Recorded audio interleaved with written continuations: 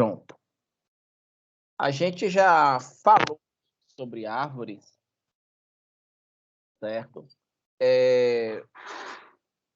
Mas, assim, existem várias estruturas de árvores que eu não explorei com vocês, como, por exemplo, nós temos as árvores rubro-negras, nós temos outras estruturas de árvore,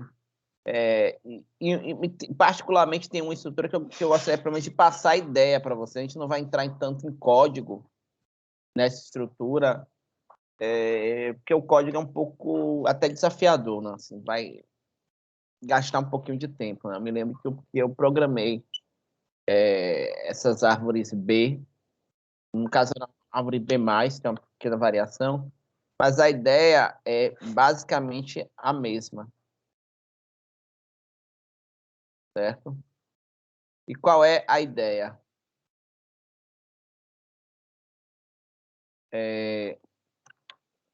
A ideia é a seguinte: quando a gente opera em memória, árvores binárias elas são extremamente ágeis, né? Mas quando a gente tem um grande volume de dados que a gente quer organizar em disco, e aí a gente, quando quer organizar dados em disco, tem algumas coisas que são interessantes. O acesso hierárquico é legal, mas num disco, quando você está com o disco tá lá girando, você a partir que você cai em determinado setor, trilha, lá no cabeçote, você pode querer seguir aquela sequência que está ali no disco, aquela trilha ali do disco, né? E nós temos uma árvore que ela foi pensada para ser usada combinando acesso sequencial, que é o acesso que você tem normalmente num disco, com acesso hierárquico. E essa árvore é a árvore B. Aqui, no caso, a gente tem algumas métricas, quando a gente fala de árvore B.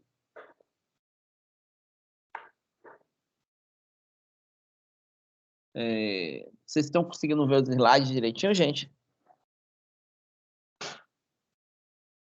Tá ok aqui, tá árvore bem e toda a estrutura. Certo. Que aqui no meu tá um pouquinho reduzido, né? Assim, a raiz que vocês estão vendo aqui, que valor? Tá, CPF. A de cima é 300, não? Pronto, 300. Mas tá pequeno, realmente. Tá pequeno. Tá pequeno. Nos meus valores tá pequeno. Deixa eu ver aqui se eu consigo melhorar um pouquinho aqui. Pronto, aumentei aqui, ficou melhor. Então, aqui, a ideia é que a gente vai ter nós que guardam mais de um dado. E com isso eu vou combinar acesso sequencial com hierárquico. Então, o nó raiz aqui é 300. E aí eu vou para o nó à esquerda do 300. Eu tenho aqui um nó que ele tem 200 e 150. E eu não tenho somente um filho, eu tenho 2T filhos. Então, a lógica é o seguinte, nesse caso aqui, T é 2, isso quer dizer que cada nó ele vai ter até de 2 a 4 filhos, né? Então, ele vai guardar, de 2 a 4 filhos, ele vai guardar até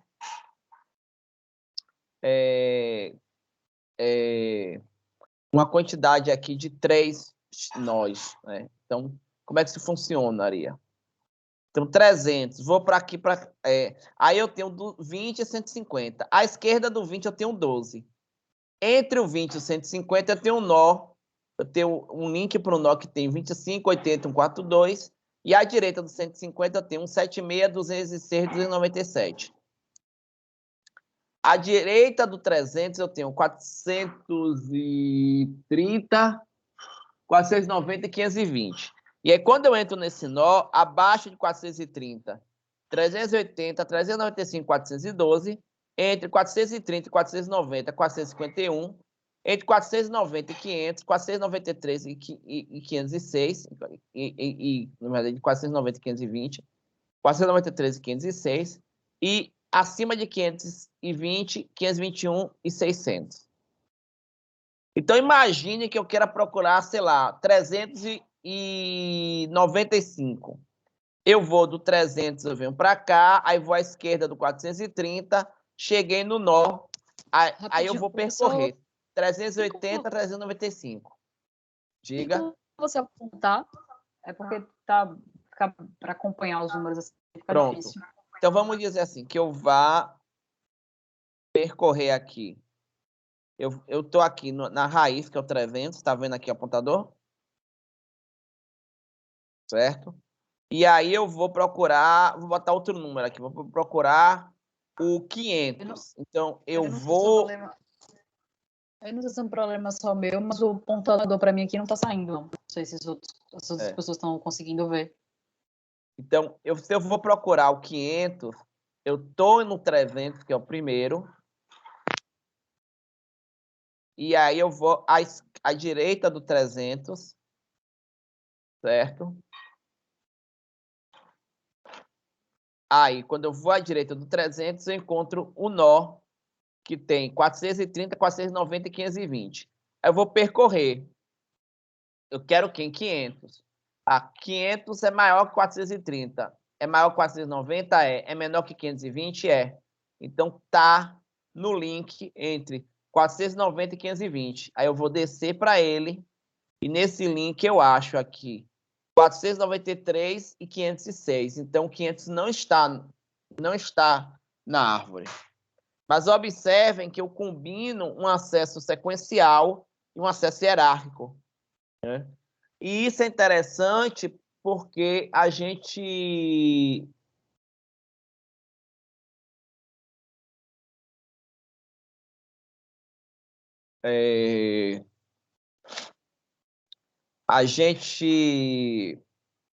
toma um pouquinho do melhor dos mundos, né, para que essas coisas aconteçam.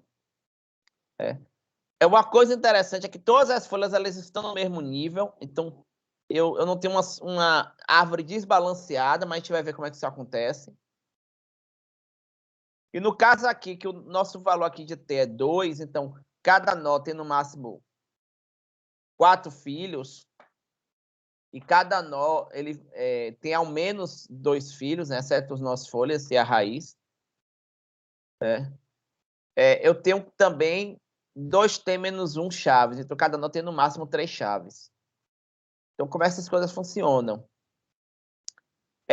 O número de acessos adquiridos na árvore B é proporcional à altura da árvore, só que essa altura da árvore ela depende desse valor de T, do número de nós da árvore. Então, tem uma matemáticazinha que ele vai ser um valor logaritmo, mas não vai ser aquele logaritmo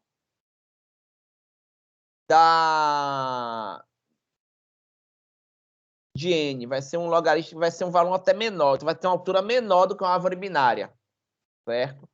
Mas, quando você chegar em um nó, você pode ter que fazer algum acesso sequencial. Certo? E aí a gente consegue estimar o tempo de busca combinando esse acesso sequencial, que é ST, quantidade de vezes que você percorre cada ponto da árvore, vezes o logaritmo de n. A gente mostrou como é que a gente faz a busca na árvore binária, na árvore B. E como é que a gente insere? Uma coisa interessante, eu vou inserir na árvore B sempre pela folha. Então, imagine que eu quero inserir aqui o 60. Eu tinha aqui 50... Não, desculpa, vou inserir o 80. Eu tinha o 50 e o filho do 50 à esquerda, 25, 30. Filho do 50 à direita, 55, 60, 90. Então, o 80, eu faço uma busca e eu acho que eu vou ter que inserir nessa folha aqui, gente. Na folha que está à direita, que tem 55, 60, 90. Só que ela já tem 3 chaves. Então, a chave do meio vai subir para um espaço da raiz. 60 sobe. E no que o 60 sobe, eu abro espaço aqui. Porque o 60 subiu. O que é que vai acontecer com o 55? Ele é menor que 60. Então, ele vai virar um nó folha separado entre 50 e 60. E aí, aquele nó folha mais à direita, continua à direita, só que não do 50, mas do 60. E aí ele só tem um 90, então aqui eu posso colocar 80. Então, eu reorganizo a árvore naturalmente. Como eu estou inserindo sempre pela folha, eu posso ter que ir reorganizando a árvore, criando novos nós, eventualmente eu crio novos nós folha. Se a raiz já tivesse 3 chaves, eu poderia, ao subir mais uma chave, eu quebrar e criar uma nova raiz por cima. Então, a árvore B ela tem essa dinâmica.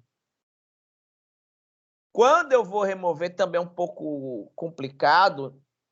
Se eu quiser remover 80 aqui nessa configuração,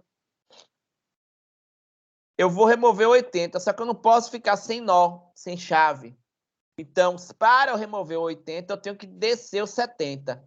Só que se eu descer o 70, o que é que a gente sugere? Você vai descer o 70 para ficar a coisa balanceada. Pegue o elemento mais à direita, entre 50 e 70, e ele vai ocupar o lugar do 70. Então, você não tira do nível superior, você faz com que alguém ocupe o lugar. E aí você redistribui as chaves. Né? E existe uma variação da árvore B, que a gente chama de árvore B+, que ela tem uma pequena ajuste nessa forma de organização, mas a ideia básica da árvore B é você combinar acesso hierárquico com acesso sequencial, certo? Eu estou apresentando ela de forma conceitual, a gente não vai trabalhar código com a árvore B, certo? E quem é que vai usar a árvore B, gente? Estruturas que podem usar a árvore B, por exemplo, são estruturas que a gente guarda grande volume de informação, que a gente quer ter acesso ágil, né? Em disco. Normalmente, sistemas de banco de dados guardam arquivos ou índices, por exemplo, usando árvore B ou árvore B+. Então, pelo menos os índices que eu preciso procurar de forma ágil, ele mantém usando essas estruturas. Certo? Ok até agora, gente? Professor, eu confesso que ficou bem confuso para mim com essa forma de acessar aí. Eu não sei se o senhor puder repetir, eu iria agradecer. Ou então mostrar naquele programa lá como é que seria para fazer, explicando. Não sei Eu se... posso trazer o programa. Eu acho que ele tem árvore B. Deixa eu ver aqui.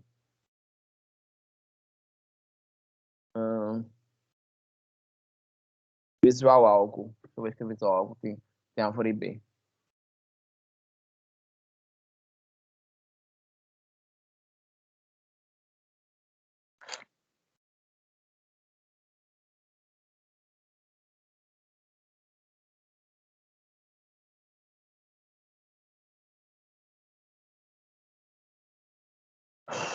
B3, Aviary Tree. Deixa eu ver aqui.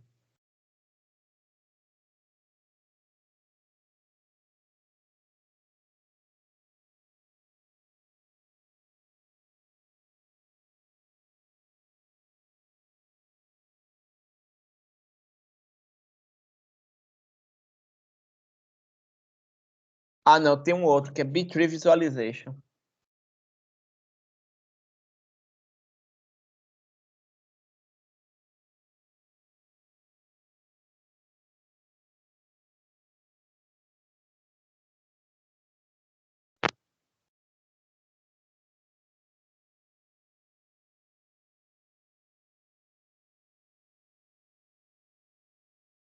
B3 Visualization, vamos lá. Compartilhar aqui minha tela com vocês, e gente.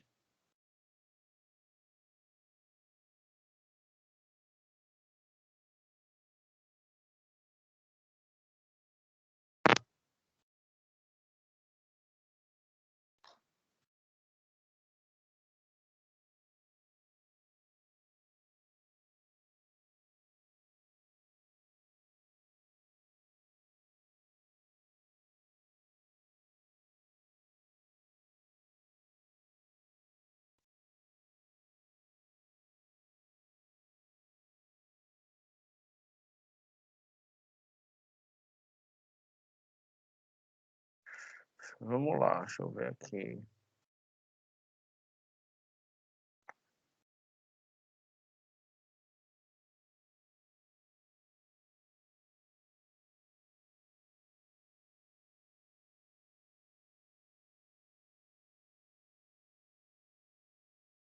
tela.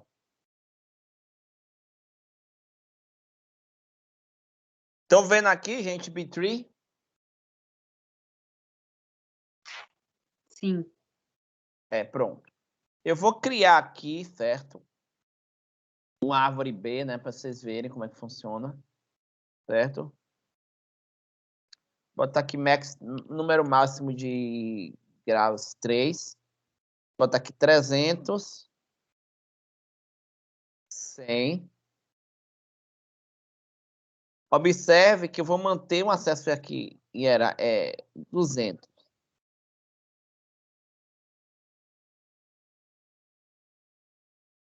Quando passou chegou aos 3 aí eu quebrei, né? Assim, não posso, ele pegou e transformou 200 em raiz. Agora eu vou botar aqui 150. Ele colocou aqui o 150 dentro do nó folha onde está o 100. 100, 150. Se eu botar agora 350,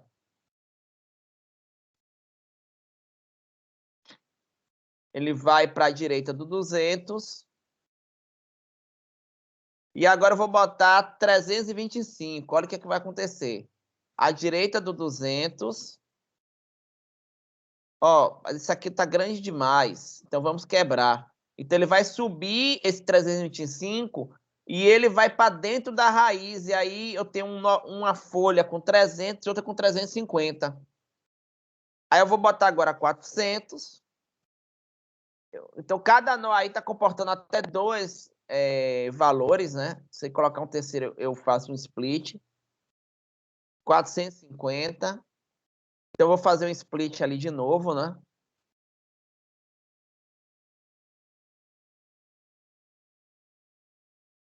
Mas observe que quando eu fiz esse split, ficou com 3 nós a raiz e ela mesma se quebrou de novo. Então, sempre a inserção é feita a partir da folha. E se chegou no limite de nós que eu posso comportar, que nesse caso aqui dessa simulação é 3, eu não posso ter 3 nós, aí eu vou quebrar e vou remontando. Certo? Vou botar agora aqui o 255.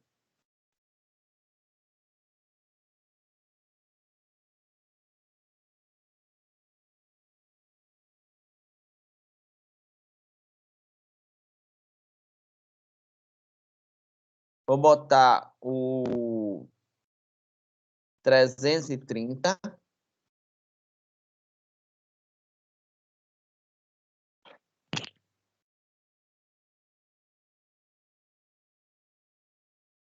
Vou botar o 457.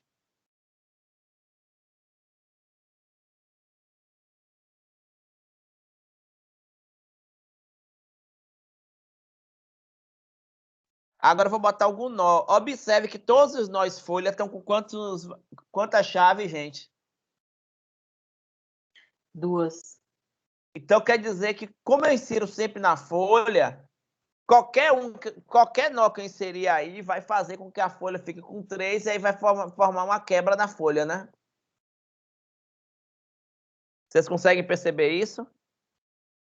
Professor, ficou muito mais claro para mim. Obrigada. Pronto, então vou fazer aqui 345.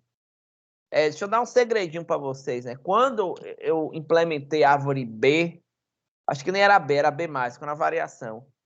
Foi, de longe, o trabalho mais desgraçado de implementação que eu fiz na minha vida. Então, eu não... Como eu sou uma pessoa que gosta de vocês, não vou passar para vocês fazerem isso. Não é nem que eu não sei a pessoa que não gosta de vocês, né? Mas, assim, no escopo do curso de análise de sistemas, eu acho que não é um esforço que a gente precisa internalizar agora, né? Mas é um trabalho muito complicado você fazer todos esses arranjos aqui. Inserção, aqui, 345. Pena que eu nem sei onde é que está esse código. Se eu tivesse, eu mostrava para vocês. Então, ele vai quebrar. Quebrou aí 345. Ok? Aí agora eu quero apagar. Vamos dizer que eu quero apagar o... Vou apagar o 400. Primeiro eu localizo onde ele está. E para eu apagar ele, aí eu vou trazer alguém que está abaixo dele.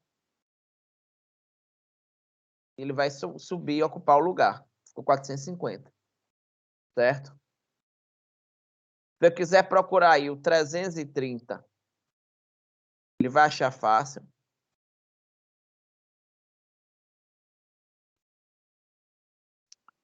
Ou se eu quiser achar o 300.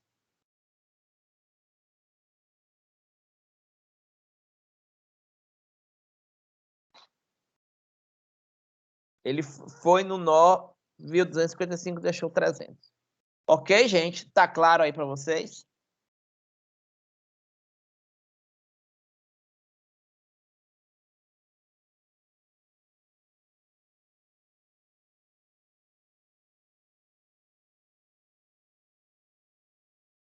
Então,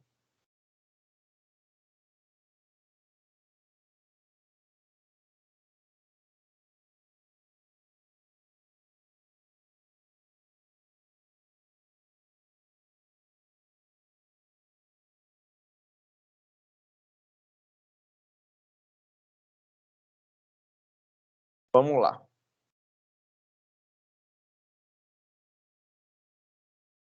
Deixa eu carregar aqui a estrutura.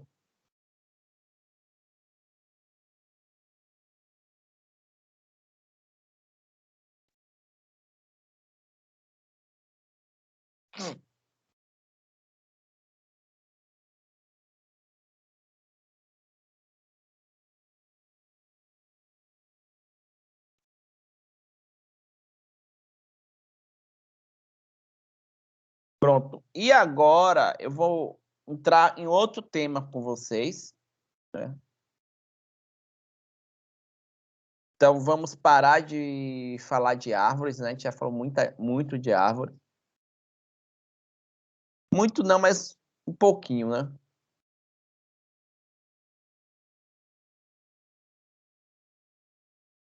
E agora a gente vai falar um pouco sobre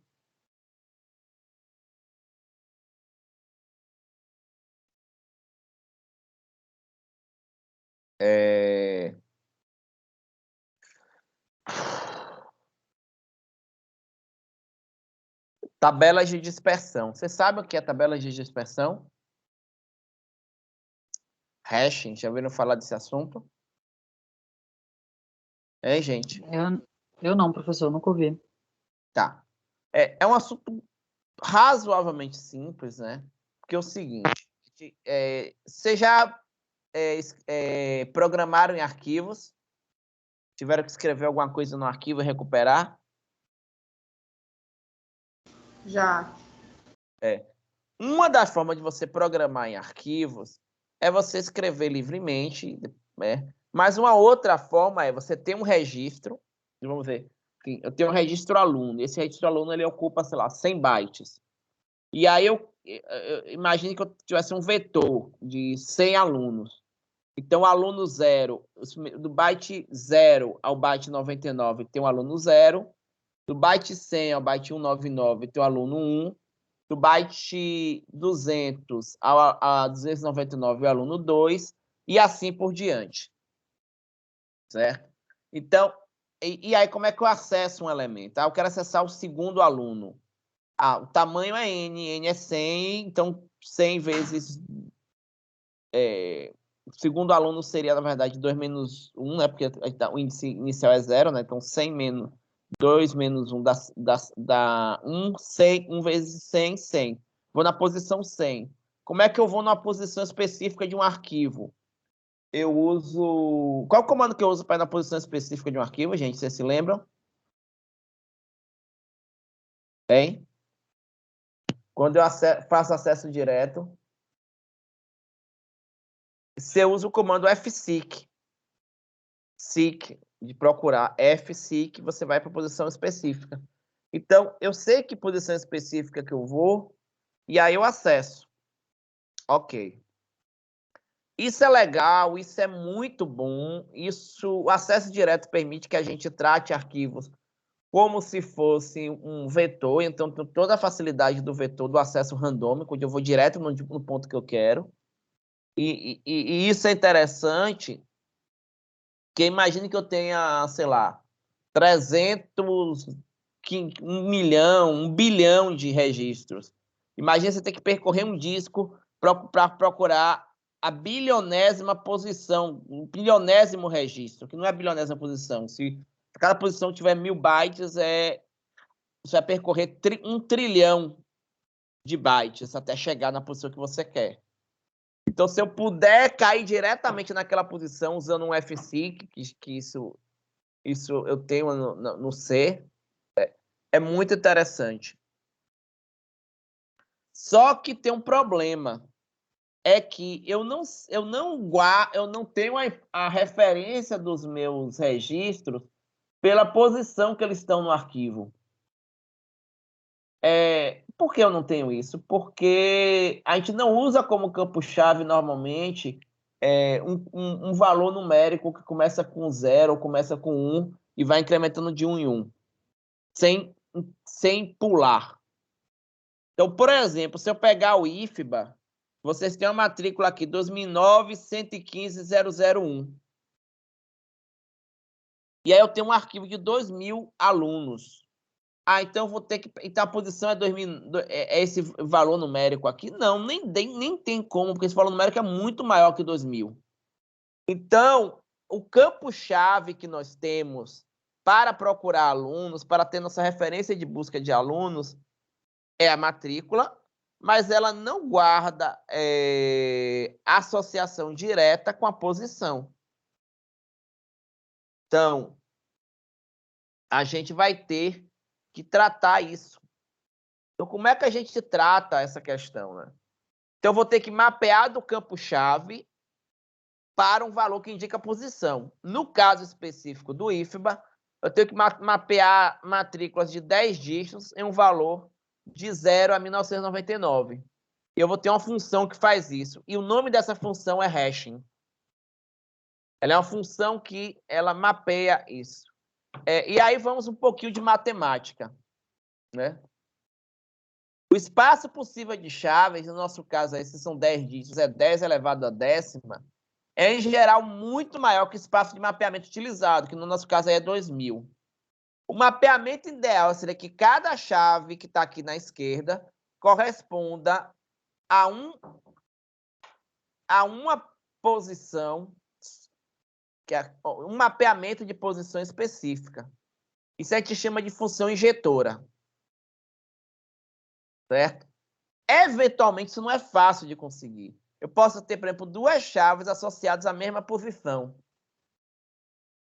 Por que isso não é fácil de conseguir? Porque o conjunto de códigos efetivamente utilizado pode não ser conhecido, porque isso pode ser dinâmico, então esse conjunto de códigos pode mudar com o tempo. Então, a dita função, a função de hash, a hashing function, ela pode não ser injetora. Então, pode ter um mapeamento, um hash associado a vários códigos. Isso aí chama de colisão. A gente vai falar do efeito disso. Pegando esse exemplo do IFBA, o espaço de chaves são as matrículas dos alunos do IFBA. E eu quero traduzir no conjunto de 0 a 1, 2, 3 a 1999. Uma função de hash válida, não necessariamente pode ser injetora, não, mas ela é uma função que funcionaria para mapear um número em um outro de 0 a 1999, seria essa função mod 2000. Por que mod 2000? X mod 2000, gente, ou x% 2000, se a gente estiver falando em linguagem C. Hein?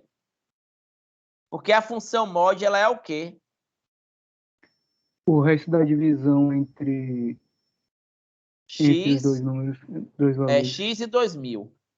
Qual é o resto da divisão de um número por 4? 0, 1, 2 ou 3, concordam? Qualquer número que você divida por 4, o resto da divisão inteira vai ser 0, 1, 2 ou 3. Não tem outra opção. Então, o resto da divisão de x por 2000 vai ser 0, 1, 2, até 1999. Então, essa função vai traduzir no conjunto de 0 a 1999. Ela é uma boa função, aí vamos pegar matrículas típicas do IFBA. Não é uma boa função em termos de hashing. Porque aqui, ó, 2009, 116.032 é uma matrícula válida, do curso de ADS, inclusive. E 2008, 116.032. 2009, 116.032. E 2008, 116.032. Cai ambas no hash 32. Quer dizer que eu vou tentar associar a essas duas matrículas a mesma posição no arquivo. Isso não vai funcionar. Então, a gente tem que tentar escolher uma função que seja interessante, só que isso vai depender muito do conjunto de dados, do nosso problema, de algumas coisas que não necessariamente estão sob o nosso controle. Certo? Então, a gente vai tentar fazer isso. Mas, mais ainda, na impossibilidade da gente conseguir fazer isso, a gente vai ter que tratar quando ocorrem colisões. As colisões, elas não são inevitáveis, elas podem ocorrer. E a gente vai ter que vestir nossa roupinha de sapinho e dar nossos pulinhos. Então, a gente tenta evitar concentrar mapeamentos em poucos dos valores de hash e, se ocorrer a colisão, tratar. Um outro exemplo de função de hash, será que eu estou usando chaves texto, e aqui, olha, José está na posição 9, Orlando está na 14, e Renato e Ricardo estão na posição 17. Que mapeamento é esse? Eu estou usando a inicial. Então, contando o alfabeto de 0, como a letra A em diante, a letra J seria a posição 9. E a letra R é a posição 17. Se eu usar como fonte de hash a inicial, também não é um hash bom, mas é um hash também que a gente consegue visualizar. Por que não é um hash bom? Porque tipicamente você vai ter Alan, Alberto, Antônio. Dificilmente você vai ter uma Zumira, Zenaide. Então, você tende a ter uma concentração maior em algumas posições do que em outras. Isso vai favorecer a colisão, em alguns casos. Não tem uma distribuição que dê para a gente usar isso para não ter colisões. Então, gente, não tem jeito. Ou melhor, tem jeito, mas isso depende muito do conjunto, né? Então, mas a gente vai ter que resolver colisões. O ideal é não ter colisões. Para isso, nós teremos que ter indexação perfeita. Isso só é possível com conjunto fixo de chaves ou reconstruir na função de hash a cada nova chave, o que é muito custoso. Nós temos duas técnicas básicas para tratar a colisão, que é endereçamento aberto e endereçamento fechado. Qual a ideia do endereçamento aberto? Imagine que isso aqui sejam meus registros em disco. E eu coloco na posição 35, que aqui depende em termos de arquivo, se eu tenho lá 200 bytes por posição, seria 35 vezes 200. Eu coloco nessa posição aqui o registro 2009, 116.035. Aí, quando eu vou colocar 2009, 114.035, ocorre uma colisão. E aí, o que é que eu faço? Eu crio um ponteiro nesse registro dizendo, olha, se o que você quer não está aqui, pode estar na posição 36. Eu coloco na próxima posição livre. E aí eu calculo, tem forma de a gente calcular, de acordo com a tentativa, eu vou pegando a próxima posição livre. Isso é uma coisa boa? Não necessariamente, porque essa posição aqui agora ela não está mais livre para um hash que dê 36. E a outra solução é endereçamento fechado. No endereçamento fechado, eu vou colocar todo mundo na sua própria posição. Ah, mas não tem como todo mundo caber na sua própria posição. O que é que eu vou fazer na prática? Cada posição, eu vou guardar um registro e, se exceder, ao invés de ocupar a posição que pode estar associada a um outro hash, eu vou ocupar posições acima do 2000, que são reservados somente para implementar essa lista encadeada. Então, o que acontece? A lista encadeada associada ao 35 não vai cruzar com nenhuma lista encadeada associada ao 36 ou ao 37. Então, a ideia do endereçamento fechado é essa. O problema do endereçamento aberto é que, quando ocorre colisão, a gente ocupa o endereço que não é o original e a gente pode mesclar, juntar duas cadeias, e isso acaba degradando para virar uma busca linear, que é justamente o que a gente não quer fazer no arquivo. Certo? Então, usar posições adicionais resolveria, de certa forma, o problema. A gente, toda vez que puder ter uma colisão, a gente diz, não, está lá na frente, uma posição adicional, e essa posição adicional que eu coloquei aqui, ó. Aí vamos dizer que você vai colocar mais um outro elemento que também colide na posição 35. Você foi aqui, está cheio. Vai para o 2000, está cheio. Aí ele vai alocar uma outra posição que esteja vazia, vai colocar, sei lá, 2007. Aí na posição 2007 você vai colocar esse valor. Certo? E aí você vai criando a lista encadeada. Quando eu quero remover elementos, é uma operação complicada. Em geral, remoção em arquivo é feita de uma forma muito simples. Eu marco aquela posição como uma posição inválida. Então, vamos dizer que eu quero remover esse elemento aqui. Eu não removo ele e trago esse cara para cá. Isso é custoso de agora. Isso aqui tá, esse valor que está aqui foi removido, desconsidere. Se você quiser novos valores, você vai seguir a cadeia. Então, você vai para o 2000 normalmente. Então, eu vou marcando os elementos que não fazem mais parte como elementos inválidos e eu vou me permitir, em algum momento, reorganizar o arquivo. Ler o arquivo e reorganizar quando isso for importante, for interessante para mim. Certo, gente? Ok, até agora.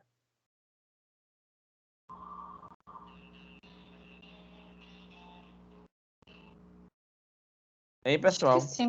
Acho que sim, professor. Tá.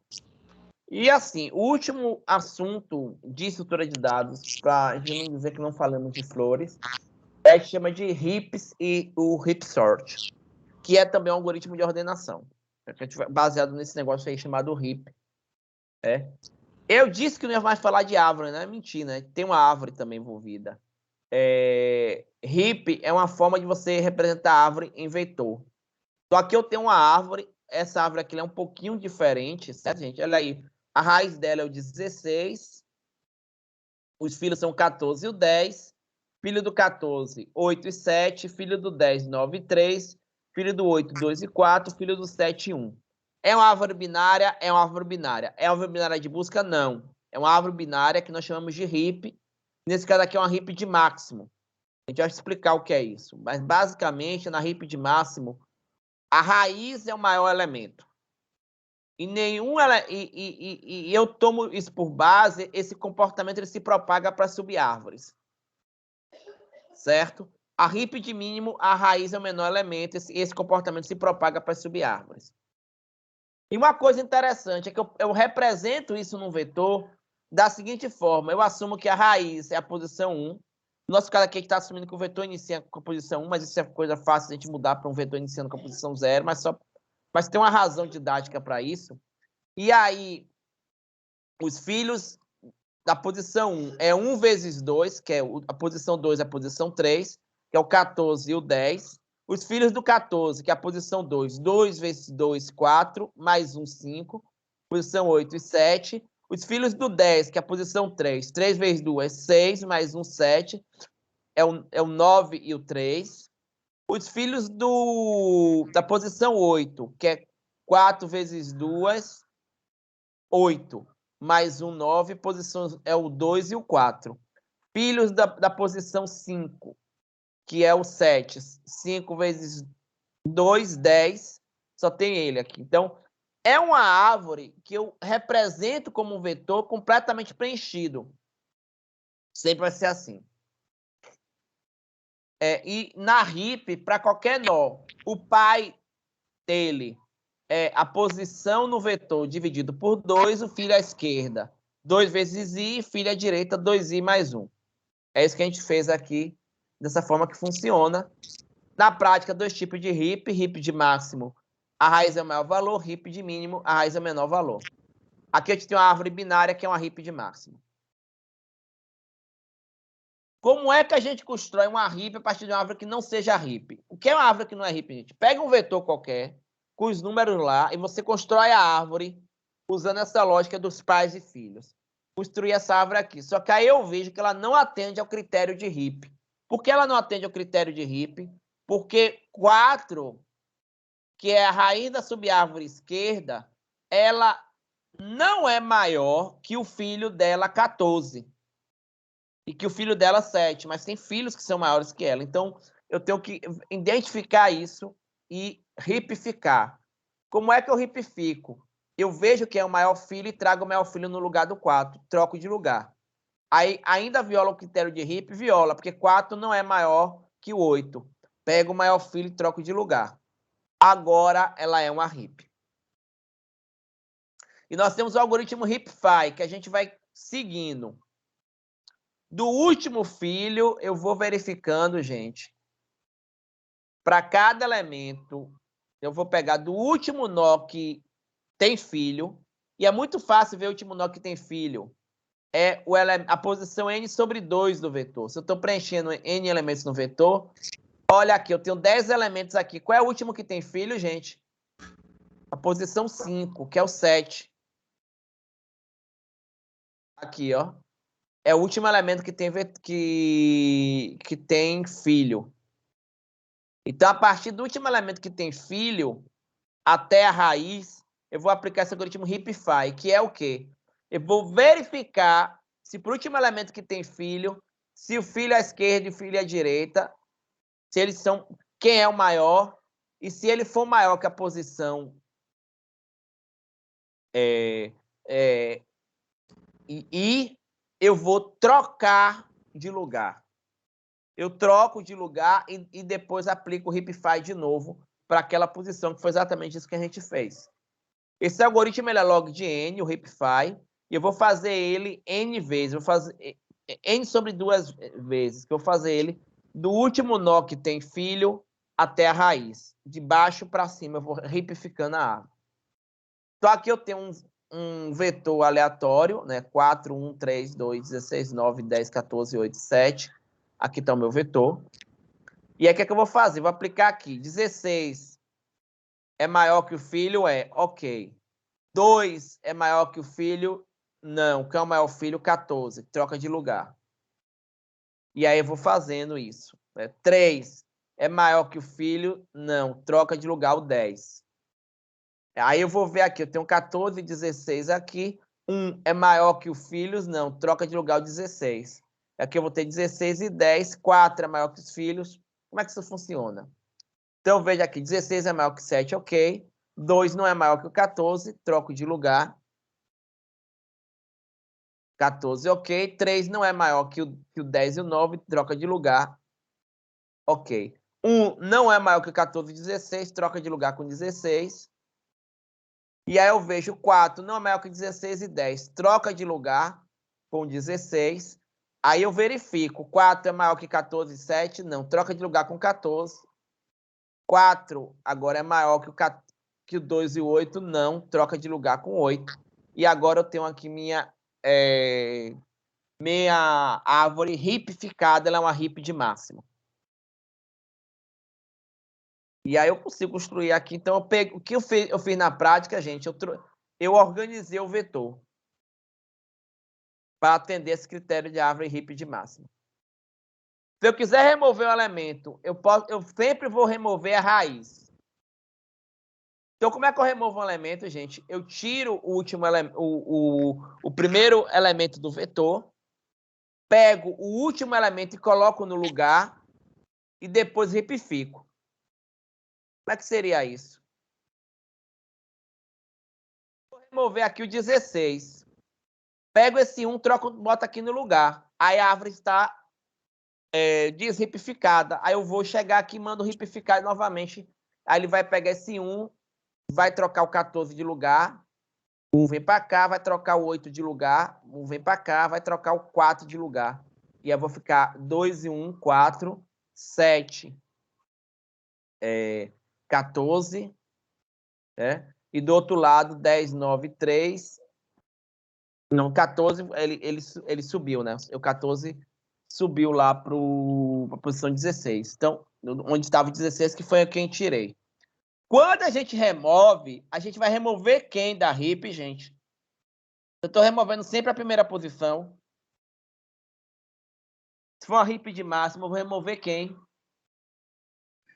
O maior valor. O maior valor. Certo? E quando eu vou inserir no último elemento, e aí eu vou verificar se aquele filho que eu inseri, ele é maior que o pai.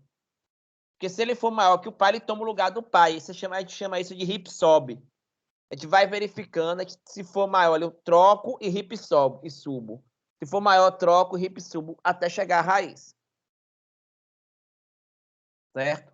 Bem, algumas aplicações. A gente tem um algoritmo chamado heap sort, que ele é n log de n, porque basicamente o que a gente faz é, a gente constrói a heap, e aí o que é que eu faço? Eu vou remover o primeiro, depois o segundo, o terceiro, vou removendo os elementos da heap. Eu vou removendo sempre de quem, gente? Do maior para o menor. Se for uma heap de máximo, então eu ordeno em ordem decrescente. Se for uma heap de mínimo, eu ordeno em ordem crescente ao fazer a remoção. Uma outra aplicação de heap é o que a gente chama de processos de maior prioridade.